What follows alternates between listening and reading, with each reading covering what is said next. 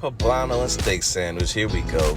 First, you're going to roast some poblano peppers, and then we're going to peel the skin off and throw them in a food processor along with green onion, white onion, garlic, a little avocado or a little tequila, one whole lime, salt and pepper to taste. And once that's all done, we're going to go ahead and pour a layer of this marinade on a pan, slap that meat on there, and we're going to pour a little bit more marinade on top.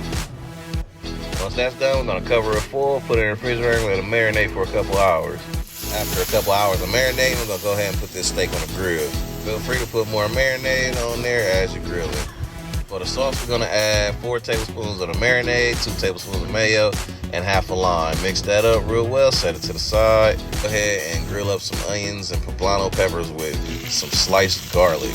Once that's done, we're going to go ahead and shave up a little bit of the steak and put it back on the griddle until you get to your desired temperature. After that, we're going to put pepper jack cheese on top and a little bit of marinade, close it up and let the cheese melt. Now on a toasted bun, you're going to want to add the sauce that we made earlier. Then we're going to put that steak on top. Lord, I wish I had a bigger roll. Then we're going to top that with the grilled poblano pepper, onion, and garlic. This is what we left with. Now I got this recipe from Sam the Cooking Guy on YouTube. And you know, I just did a couple things different, make it my own. But yeah, this was one of the best steak sandwiches I've ever had.